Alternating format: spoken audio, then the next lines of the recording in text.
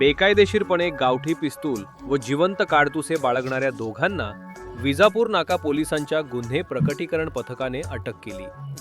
त्यांच्याकडून देशी बनावटीचे एक गावठी पिस्तूल, 5 जिवंत काडतुसे, 2 मोबाईल व मोटारसायकल असा सुमारे 1,36,000 रुपयांचा मुद्देमाल जप्त करण्यात आला।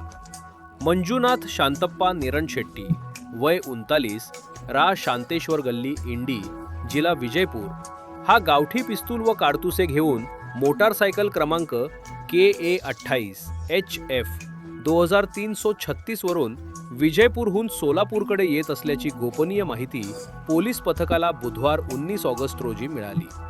त्यानुसार पोलिसांनी नवीन विजापूर नाका येथील जलशुद्धीकरण केंद्राजवळ पहाटे 2:30 वाजता त्याला ताब्यात घेतले। पोलिसांनी त्याच्याकडे विचारपूस केली। त्याची अंगझडती घेण्यात आली। यात त्याच्याजवळ पिस्तूल, 5 जिवंत काडतुसे, 2 मोबाईल व मोटारसायकल मिळून आली। पिस्तूल बाळगण्याचा परवाना नसल्याचं त्यानं सांगितले।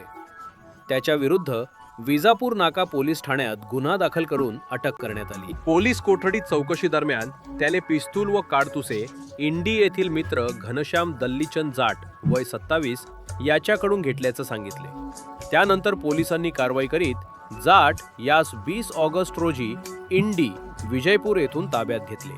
प्राथमिक चौकशीनंतर त्यास अटक केली। ही कारवाई वरिष्ठ पोलीस अधिकाऱ्यांच्या मार्गदर्शनाखाली गुन्हे प्रकटीकरण पथकानं केली।